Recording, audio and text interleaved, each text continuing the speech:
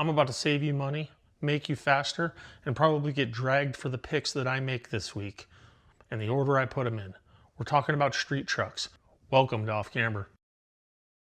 The rules for this list, simple and fast.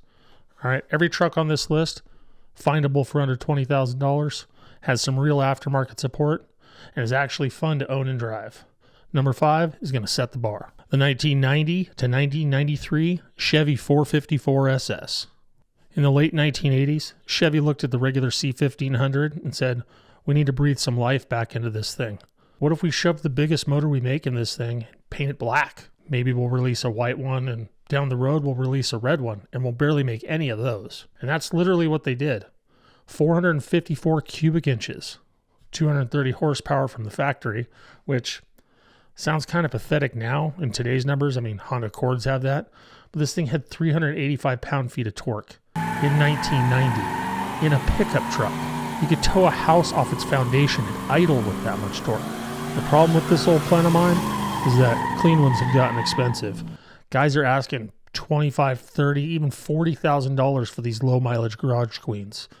But here's the real move, and pay attention, because this is the whole point of this video, and really probably the channel. You don't need a numbers matching 454 SS. Do you collect cars? I don't collect cars. I drive them. You need a 454 SS that somebody's used. The ones I'm talking about are the ones with 180,000 miles. The ones with the cracked dash and the faded paint. Those are $10,000, $15,000, $20,000 all day long, and you can get some real clean ones. You buy a junker that's a shell that needs everything, probably under 10, if you can find one. And because the motor is a big block Chevy, you can rebuild one of these things in a parking lot with a Haynes manual and a 6-pack of Coors Light. Heads, cam, intake, you're making 350, 400 horsepower for under $2,000 in parts. And the sound? Well, the sound is what freedom sounds like. And that's the sound that the HOA president needs to hear, because it is the music of our people, as Mike Finnegan likes to say. The first money you're going to spend on it, and normally I'd throw $1,000 number out there, but the first money you're going to spend on this thing, and I mean this, is exhaust in a tune. That's it. Open up that big block. Long tubes if you're feeling frisky. You will not believe how much power is trapped behind these factory manifolds. After that, heads and cam when you're ready. But honestly, just the exhaust and a cold night and you're going to be giggling like an idiot. Got some extra money right away because you're a savvy marketplace shopper? Lower it. Always, always, always add more low. And here's why this is on the list now. The clean ones, already gone. The project grade ones, starting to follow. 5 years from now, you're going to be looking at these the way people look at square body trucks today, wondering why you didn't buy one when they were cheap. The window is closing. It's not closed yet, but it is closing.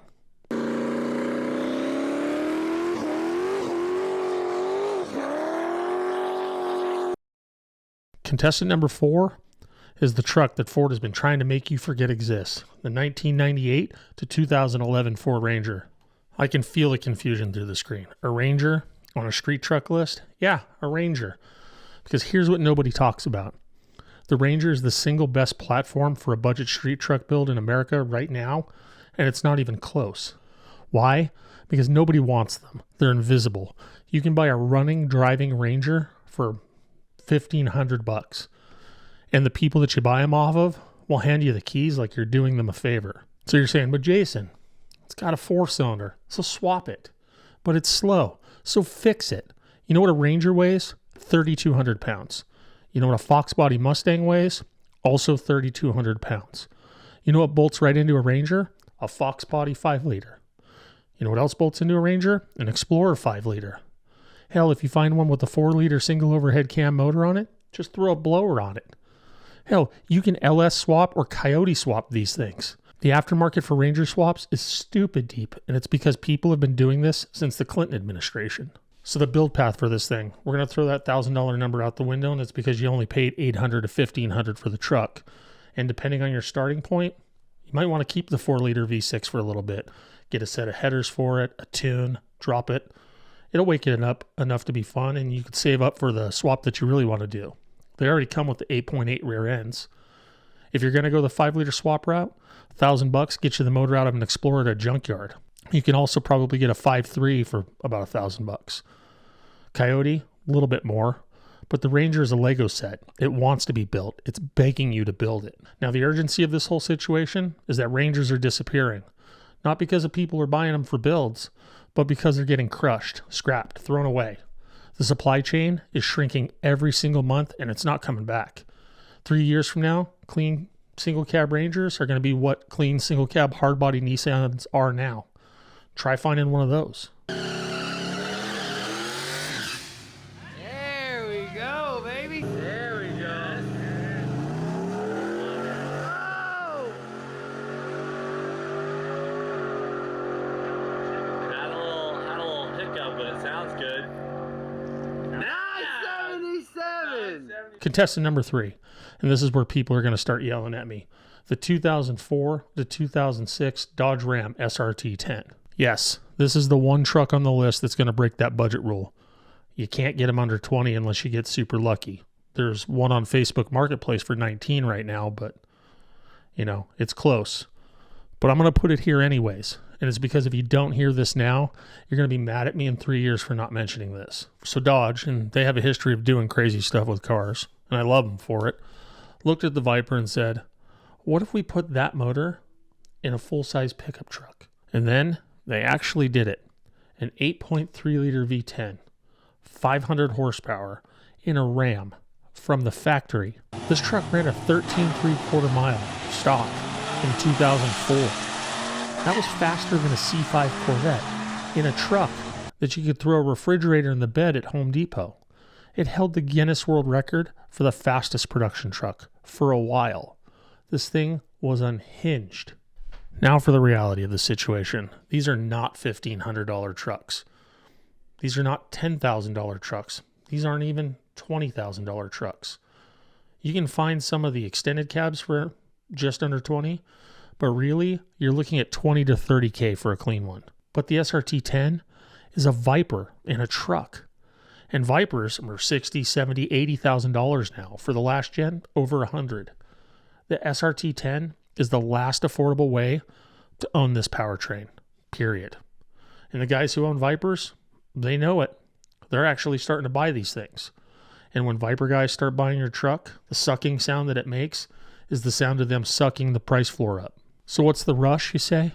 Well, they made 10,000 of them total across 3 years. For context, Ford sold that many F-150s last Tuesday. These are rare. They're getting money from the Viper market. And the manuals, which are single cab only, they're damn near out of reach now. This is a buy it this year or tell your kids about the one you almost bought type of situation. The build path for this thing, and it's probably because you only have about $1,000 left, is the exhaust. But the factory exhaust on these things is an actual crime against humanity. A catback exhaust and a tune, and you're picking up 30, 40 horsepower. And it sounds like the 4 horsemen of the apocalypse. It's fantastic. After that, intake, headers, and you're in the 550 range without even opening the motor up. If you can swing it, and I can't, the 6-speed single cab is the way to go.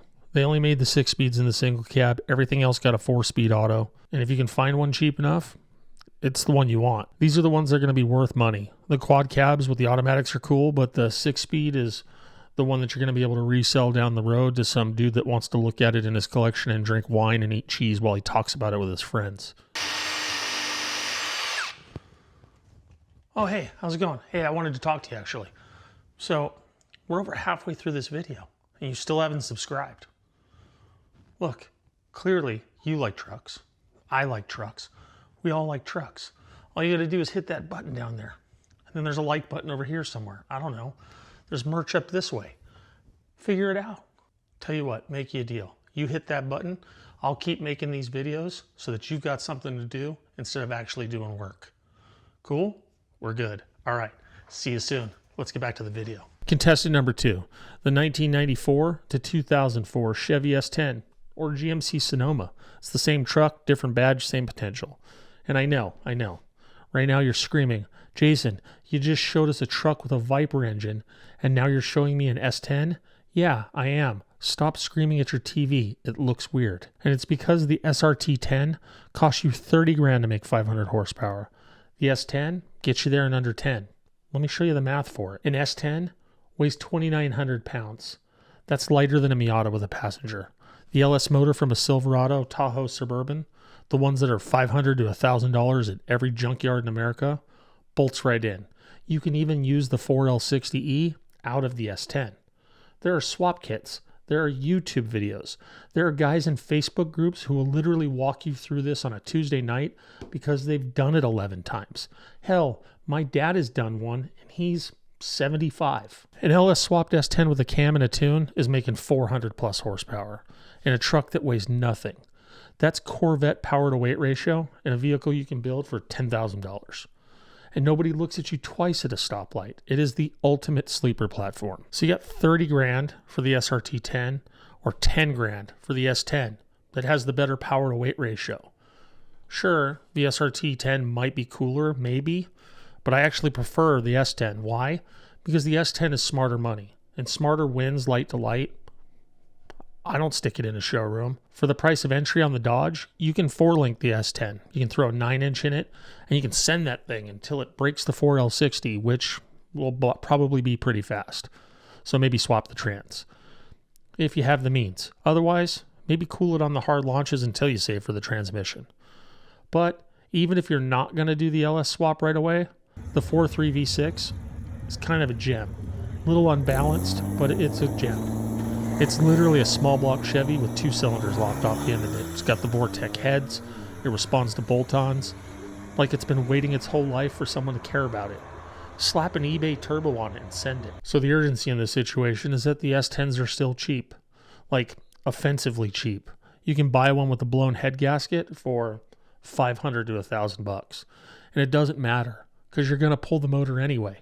But the clean body, rust-free ones, especially the single cabs, those are getting picked off.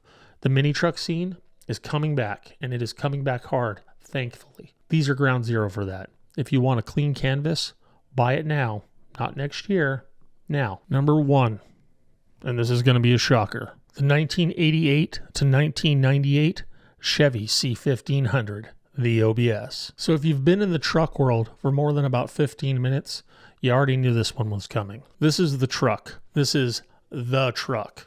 If you made the Mount Rushmore of street truck platforms, the OBS would be George Washington and also Abraham Lincoln and probably also the mountain itself. Why?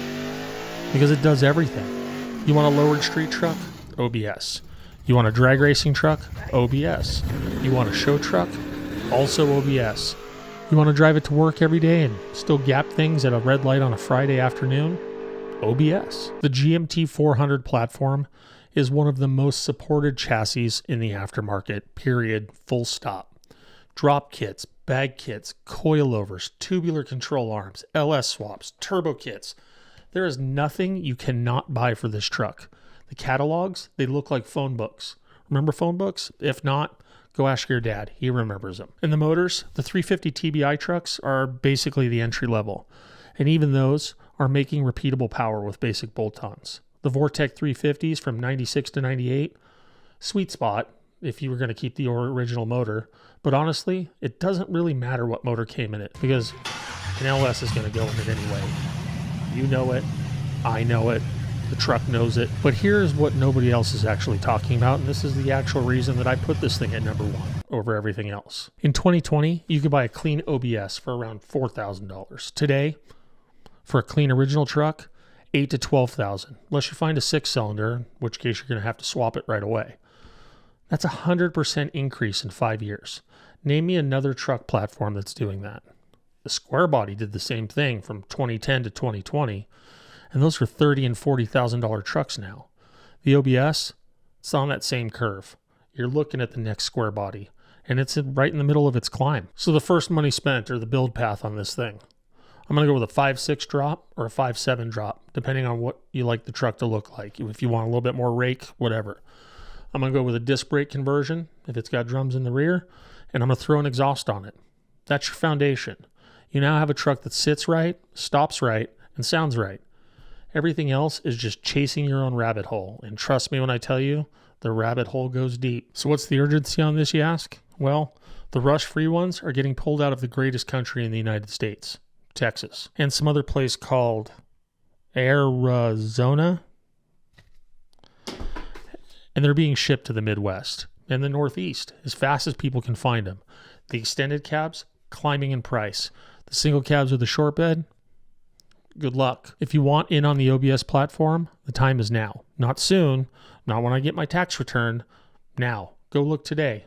Well, that's the list. 5 street trucks, all of them buildable, all of them still gettable. The deals are out there. They're on Facebook Marketplace, they're on Craigslist, they're in your uncle's backyard, they're in the weird neighbor's field. Why don't you tell me in the comments which ones I got wrong, and tell me why I'm an idiot that I didn't include the Ford Lightning on this list. And if you're one of those people that's got one of those sitting in a field somewhere, go get a battery in it and start driving it. Thanks for coming. I hope you enjoyed your time here, and we'll see you next time on Off Camber.